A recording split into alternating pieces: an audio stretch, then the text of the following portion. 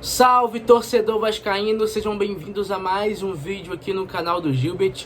Comigo, Matheus Gilbert, nessa quinta-feira, pós-jogo do Vasco, um empate na altitude contra o Melgar lá em Arequipa.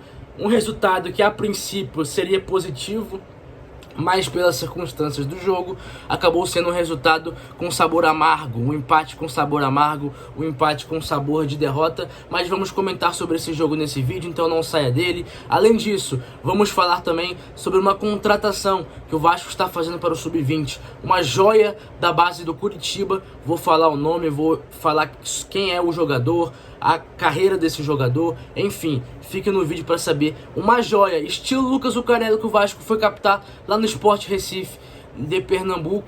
Enfim, além dessas três notícias, né, sobre o Vasco, tem também uma declaração do comandante do BEP sobre o clássico Vasco-Flamengo ser ou não em São Januário.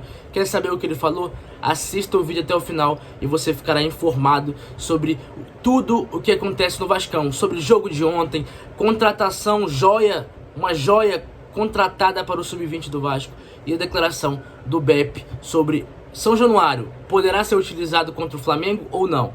Fique no vídeo, não saia dele nem adiante. Fique no vídeo para você ficar informado de tudo que acontece no nosso Vascão.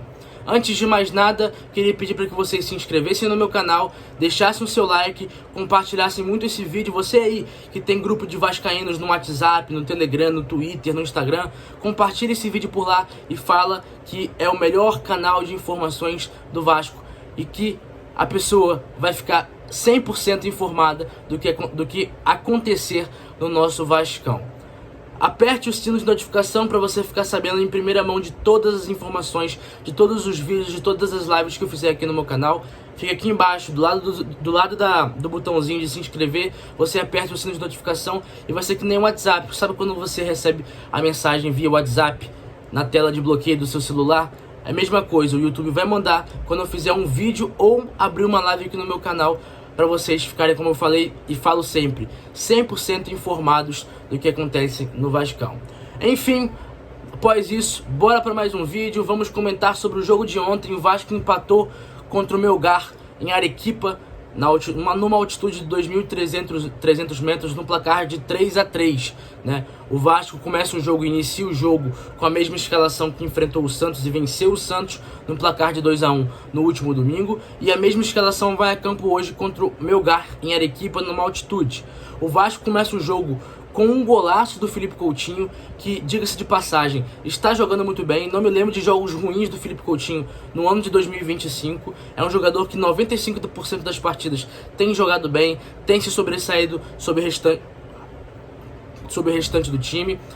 Ele e o Verratti têm se encontrado, têm se entrosado cada vez mais. O Vasco faz 1-0, volta, né, a estratégia do Vasco foi bem clara, a sair através de contra-ataques, e em 2 contra-ataques o segundo gol do Vasco foi uma jogada muito bonita. Mas antes do segundo gol, o Vasco cometeu um pênalti, né, para o Melgar em Arequipa. O Paulo Henrique deixou a perna no jogador no Melgar, o árbitro marcou o pênalti e o Melgar perdeu esse pênalti. Logo após o pênalti perdido, o Vasco foi lá e fez o segundo gol, um golaço, uma jogada bem construída, com o Paulinho de volante, deu uma trivela para a esquerda. Foi uma tabelinha muito legal de ver, se vocês puderem observar novamente o segundo gol. Foi uma jogada construída de trás, né? Enfim, o Vasco faz 2-0 e no finalzinho do primeiro tempo, o Vasco sofre um gol de cabeça, né? E aí começa o terror do Vasco, os gols de cabeça. No começo do primeiro tempo, o Vasco volta com mesmo time, mesma alteração, volta, por incrível que pareça, na minha visão, com o mesmo time não, entraram Jair e entraram Ryan no lugar do Garré e o Jair no lugar do Paulinho, que eram 2 jogadores que não estavam fazendo boas partidas. O Vasco consegue controlar o jogo no início do segundo tempo, faz o gol com o Verratti, o Vasco abre o 3-1 e a partir dali o Vasco começa a controlar o jogo. O Melgar parece ter se assustado um pouco com o Vasco. O problema é que depois dos 25 minutos do segundo tempo ali, o Melgar novamente cresce no jogo, principalmente depois das substituições de Nuno Moreira e Felipe Coutinho, que eram jogadores que conseguiam, no caso, se sobressair nessa questão de segurar a bola, de controlar um pouco mais o jogo. E após os dois cansarem e saírem, o Vasco se perde na partida, porque diferentemente do que aconteceu contra o Santos, onde Jair, Tietê, Payet, Lloyd entraram e conseguiram controlar a partida, ontem Jair e Tietê entraram e não conseguiram dar esse controle que a partida pedia. O Vasco começou a sofrer muitos cruzamentos, muitas das vezes até de longe da área, e acabou sofrendo 2 gols. Um numa falha do Maurício Lemos, que apesar da falha, na minha visão, fez uma excelente partida. É um jogador que rebateu muita bola da área, muita mesmo. Foram 14 cortes durante o jogo, entendeu? E é aquilo, né? Água e pedra dura, quando tanto bate, até que fura.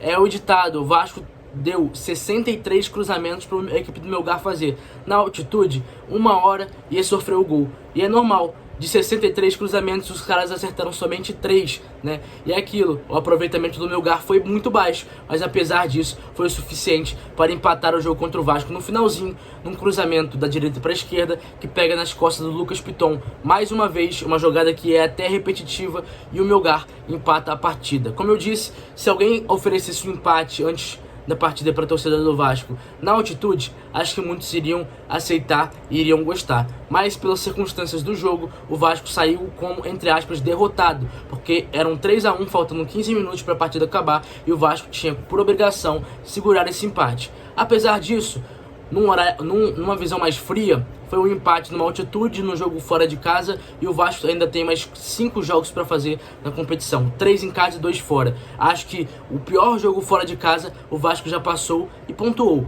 Agora temos Porto Cabejo fora e Lanús fora, além dos 3 jogos em casa, e a obrigação do Vasco é classificar em primeiro lugar desse grupo, porque é um time muito melhor do que os outros. Não tô querendo colocar os outros para baixo, mas é a verdade. O elenco do Vasco é muito melhor do que do Porto Cabejo, do Lanús, do Melgar, e a obrigação do Vasco é passar em primeiro lugar. Agora o Vasco já está em São Paulo, onde vai realizar a preparação. Hoje vai treinar no hotel e amanhã no CT do Palmeiras para enfrentar o Corinthians no próximo sábado. O Corinthians esse que perdeu ontem em casa para o Huracan da Argentina, com o time titular, num placar de 2-1 em casa, e vai para o jogo contra o Vasco pressionado, porque perdeu na estreia da Sul-Americana, já veio de uma eliminação da Libertadores, ainda tem aquela piadinha do acesso negado. Enfim, o Corinthians vai pressionado para o jogo contra o Vasco, e o Vasco também, entre aspas, vai pressionado, apesar de ter vencido o Santos, empatado na altitude contra o Melgar. Vamos ver o que o Vasco vai arrumar lá em Itaquera. Pois bem, galera, ontem eu dei uma informação e vou falar aqui pra vocês. O Vasco está muito próximo de acertar, muito próximo não, o jogador já está no Rio de Janeiro, acertar a contratação do atacante do Curitiba, o Wallace, de 18 anos, um jogador que surgiu num projeto lá no Nordeste. O Curitiba fez uma parceria e trouxe esse jogador para as categorias de base, e desde então ele vem se destacado na base do Curitiba. Já foi convocado para as seleções sub-15, sub-17, e no ano passado foi emprestado ao Palmeiras. Porém, com a quantidade de jogadores bons que o Palmeiras tem na posição, variedade, Luigi, Estevão, que saiu de lá ano passado, mas são muitos jogadores bons. O Wallace não conseguiu jogar no sub-20 do Palmeiras, né? No sub-20, no sub-17, ele não conseguiu ter minutos e retornou ao Curitiba, que está negociando em definitivo esse jogador ao Vasco. Bom, é um atacante de lado de campo, de força e velocidade, como eu falei, já foi convocado para as seleções sub-15 e sub-17, de 18 anos de idade, é muito novo ainda, vem a princípio para o sub-20 para suprir uma carência que o Vasco tem de atacante de lado de campo no sub-20, e o Vasco contratou esse jogador em definitivo, sem pagar um centavo, R$1 do bolso.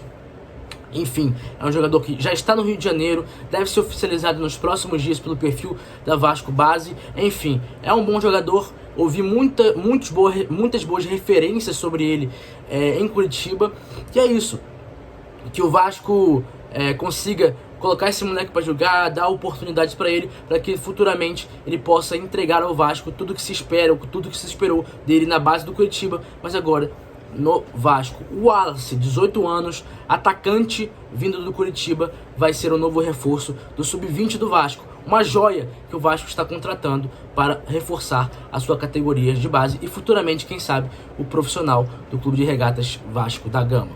Vindo de Curitiba também, temos a informação que o Vasco tem interesse, né, no atacante Moraes. Isso mesmo, o atacante Matheus Moraes do Maringá interessa ao Vasco, notícia inclusive dada pela companheira Monique Velela. né, que cobre muito bem os times do Paraná. O atacante Moraes teve uma consulta do Vasco, e essa consulta foi o que mais agradou até agora o Maringá. Foi um atacante que foi destaque do Campeonato Paranaense, foram 8 gols em 12 jogos, deu assistência também. É um atacante que está sendo disputado por Atlético Paranaense, Curitiba, Bahia, Bragantino. Todos esses clubes fizeram ofertas ou têm interesse nesse jogador, mas pela informação da Monique Vilela, o contato que mais agradou ao Maringá foi o do Vasco. Enfim, você conhece esse jogador? Você contrataria esse jogador para o Vasco? Matheus Moraes, atacante do Maringá, destaque do Campeonato Paranaense, está na mira do Vasco. Você gosta desse jogador? Se não concorda, comente aqui embaixo a sua opinião sobre esse jogador que o Vasco tem interesse. Matheus Moraes, atacante do Maringá, ponta direita, que também atua como centroavante, e é um jogador que está na mira do Vasco da Gama. Pois bem, após falar sobre esses 3 assuntos, vamos para o último assunto para encerrar o vídeo de hoje. O comandante do BEP deu uma entrevista ao companheiro de jogo Dantas, hoje pela manhã, ontem no caso, e declarou que em São Januário o clássico Vasco-Flamengo não vai acontecer. Posso afirmar para vocês que o Vasco não gostou dessa declaração e não vai deixar barato. Se o jogo não for confirmado pelo BEP em São Januário, pode ter certeza que o Vasco vai entrar na justiça para que esse jogo aconteça em São Januário. O Vasco vai usar de todo o seu aparato jurídico para que esse jogo ocorra em São Januário, porque entende que não tem cabimento um jogo como esse não acontecer em São Januário. O BEP não consegue dar segurança a um Vasco e Flamengo, a 1000 torcedores do Flamengo como visitante, já que Vasco Corinthians, Vasco e São Paulo, Vasco e Santos, todos com torcidas rivais, todos que enchem o setor visitante, acontecem normalmente em São Januário, e o BEP dá toda a segurança possível, sem problema nenhum, pelo menos nos últimos jogos na região. Enfim, o Vasco recebeu essa declaração do comandante, o nome dele eu vou até citar aqui, Eduardo Monteiro, né, que é o tenente-coronel do BEP, onde ele afirma que em São Januário esse jogo não vai acontecer, com muita estranheza, e caso o BEP negue que esse jogo seja em São Januário, o Vasco não vai desistir e vai lutar de todas as formas para que esse jogo aconteça no seu estádio, no estádio onde o Vasco deve mandar os seus jogos, que é em São Januário e não longe dele. Afinal, no Maracanã, o Vasco não se sente em casa, no Newton Santos o Vasco não vai poder jogar por conta de um jogo que vai acontecer no local, só sobraria o Raulino de Oliveira, e o Vasco, com todo respeito, não vai jogar no Raulino de Oliveira, deve mesmo lutar para o jogo ser em São Januário ou até mesmo em outro estado. Enfim, vamos esperar os próximos acontecimentos desse fato, dessa polêmica que está dando por aqui nos últimos dias. Comente aqui embaixo sobre essa declaração do tenente-coronel do BEP e o que você acha. O jogo deve ser em São Januário ou não deve? Comente aqui embaixo. E é isso, galera. Espero que vocês tenham gostado desse vídeo. Um vídeo até um pouco mais longo do que o habitual, mas hoje tinha informação, falamos sobre o jogo, falamos sobre uma contratação que o Vasco está fazendo para o Sub-20, um possível reforço para o profissional, e agora a declaração do tenente-coronel do BEP. Tudo isso nesse vídeo, 4 assuntos, 4 informações. Vocês vão ficar sempre muito informados com o canal do Gilbert, que é o canal que veio para bagunçar o YouTube. Valeu, galera, tamo junto, que vocês tenham um bom final de quinta-feira aí, e voltamos amanhã com mais um vídeo. Não perca, valeu!